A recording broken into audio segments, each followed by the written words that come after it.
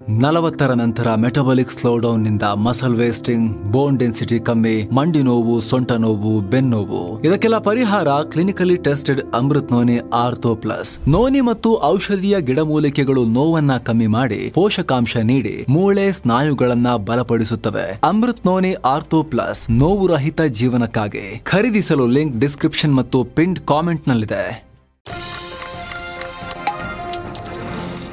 Kantara cinema ನೋಡೋಕೆ ಅಂತ ಹೇಳಿ ನಾವಿವತ್ತು ಬಂದ್ವಿ ಥಿಯೇಟರ್ಗೆ. ಫಸ್ಟ್ ಹಾಫ್ ಆಗಿದೆ. ಇಂಟರ್ಮಿಷನ್ನಲ್ಲಿ ಈ ಬಿಟ್ಟನ್ನು ನಾನು ರೆಕಾರ್ಡ್ ಮಾಡ್ತಾ ಇದ್ದೀನಿ. ಆದರೆ ಈ ಮೂವಿ ಎಷ್ಟು ಎಕ್ಸೈಟಿಂಗ್ ಆಗಿದೆ ಅಂತ ಹೇಳಿದ್ರೆ ಅಷ್ಟು ಕಾಯ್ಲಿಕ್ಕೆ ಮನಸ್ಸು ಬರ್ತಾ ಇಲ್ಲ. ಸೊ ಫಸ್ಟ್ ಹಾಫ್ ಮುಗಿದ ತಕ್ಷಣವೇ ಒಂದಷ್ಟು ರೆಕಾರ್ಡ್ ಮಾಡೋಣ ಅಂತ ನಾನು ಇಲ್ಲೇ ರೆಕಾರ್ಡ್ ಮಾಡ್ತಾ ಇದ್ದೀನಿ. ಫಸ್ಟ್ ಹಾಫ್ ಅಂತ್ಯ ಆಗಿರೋ ಈ ಟೈಮ್ನಲ್ಲಿ ಮೂವಿ ಸಾಕಷ್ಟು ರೋಚಕ ಆಗಿದೆ. ನೆಕ್ಸ್ಟ್ ಏನಾಗುತ್ತೆ ಅನ್ನೋ ಕುತೂಹಲವನ್ನು ಮೂಡಿಸ್ತಾ ಇದೆ. ಪ್ರತಿ ದೃಶ್ಯ ಕೂಡ ಅದ್ಭುತವಾಗಿ ಮೂಡಿಬಂದಿದೆ. ರಿಷಬ್ ಶೆಟ್ಟಿ ಅವರ ಆ್ಯಕ್ಟಿಂಗ್ ನೆಕ್ಸ್ಟ್ ಲೆವೆಲ್ ಇದೆ.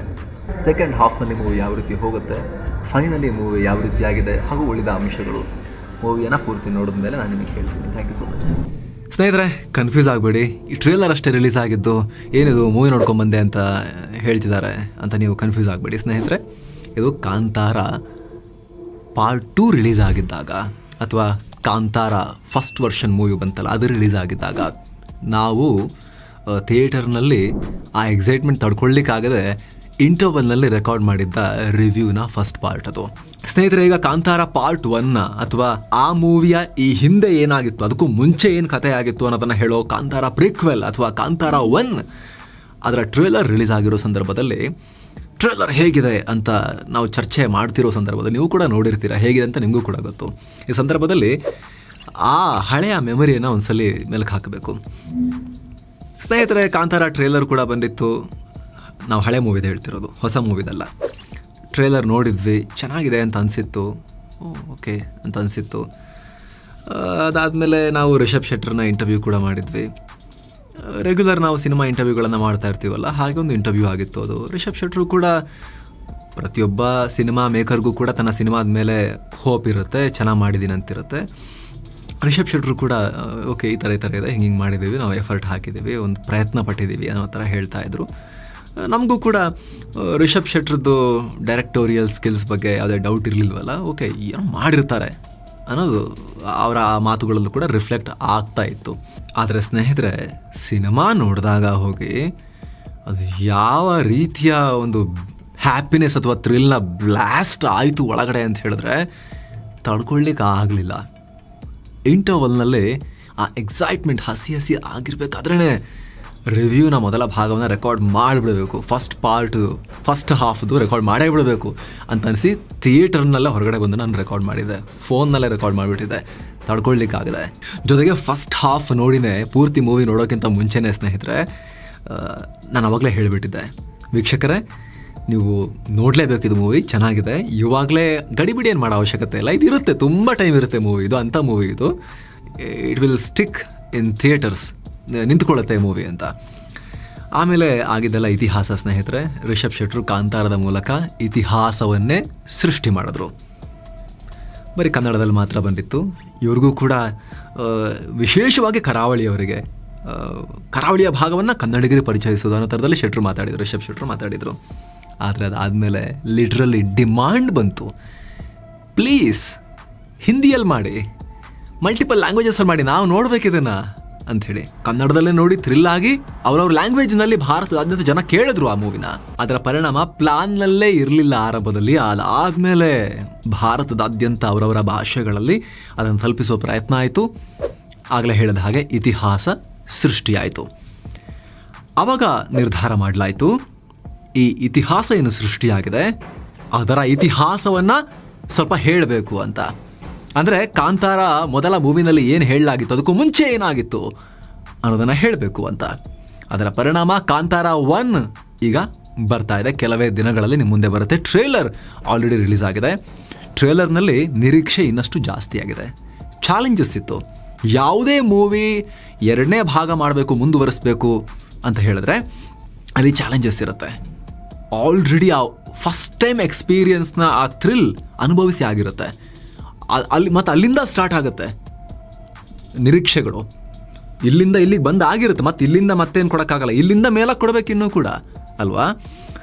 ಆ ನಿರೀಕ್ಷೆಗಳ ಭಾರ ಜಾಸ್ತಿ ಇರುತ್ತೆ, ಖರ್ಚು ವೆಚ್ಚಗಳು ಜಾಸ್ತಿ ಆಗುತ್ತೆ, ಪ್ರೊಡಕ್ಷನ್ ಮೇಲೂ ಪ್ರೆಷರ್ ಇರುತ್ತೆ. ರಿಷಬ್ ಶೆಟ್ಟಿ ಅವರು ನಟನೆ ನಿರ್ದೇಶನ ಅವ್ರ ಮೇಲೂ ಕೂಡ ಪ್ರೆಷರ್ ಇರುತ್ತೆ. ಅಲ್ಲಿಂದ ಇನ್ನೂ ಮೇಲಕ್ಕೆ ತಗೊಂಡು ಹೋಗ್ಬೇಕಲ್ಲಪ್ಪ, ಇನ್ನೋದನ್ನು ಡೆಲಿವರ್ ಮಾಡಬೇಕಲ್ವ ನಿರೀಕ್ಷೆಗಳನ್ನು ಅಂತ. ಅದೆಲ್ಲ ಕ್ಯಾಲ್ಕುಲೇಟ್ ಮಾಡಿಕೊಂಡೆ ಪ್ರೀಕ್ವೆಲ್ ಮಾಡಬೇಕು. ಆ ಇತಿಹಾಸ ಸೃಷ್ಟಿ ಆಯ್ತಲ್ಲ, ಅದರ ಹಿಂದಿನ ಇತಿಹಾಸನ ಹೇಳಬೇಕು ಅಂತ. ಸೊ ಈಗ ಅದು ರೆಡಿಯಾಗಿದೆ, ಟ್ರೇಲರ್ ರಿಲೀಸ್ ಆಗಿದೆ.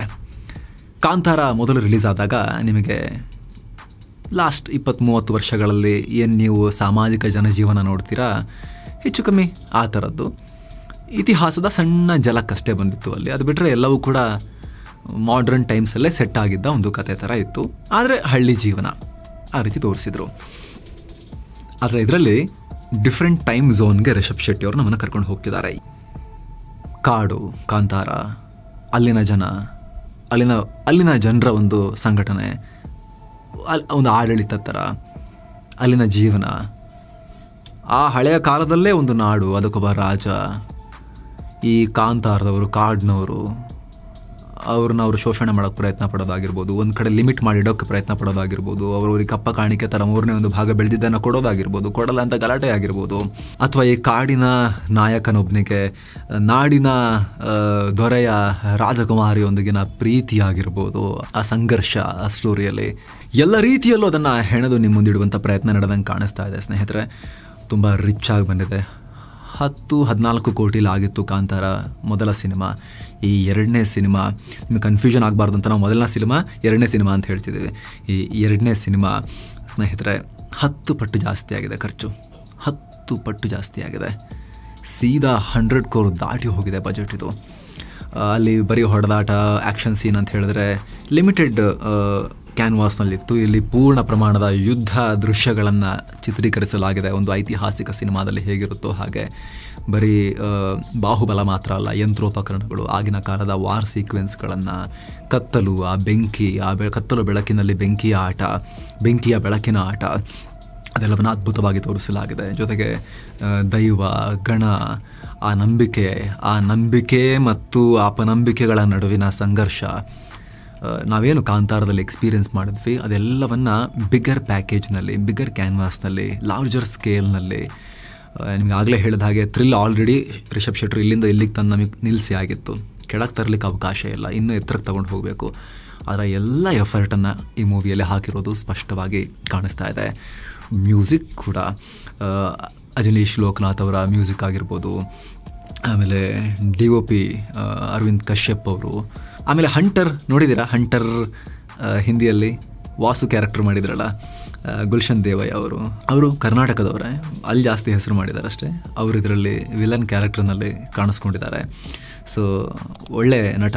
ಸೊ ಸ್ಟಾರ್ ಕಾಸ್ಟ್ ಕೂಡ ಕಾಂತಾರ ಮೊದಲ ಸಿನಿಮಾದಲ್ಲೇ ಚೆನ್ನಾಗಿತ್ತು, ಇಲ್ಲಿ ಇನ್ನೂ ಕೂಡ ಅದನ್ನು ಎನ್ಹ್ಯಾನ್ಸ್ ಮಾಡಲಾಗಿದೆ. ರುಕ್ಮಿಣಿ ವಸಂತ್, ಜಯರಾಮ್ ಅವರೆಲ್ಲ ಇದ್ದಾರೆ.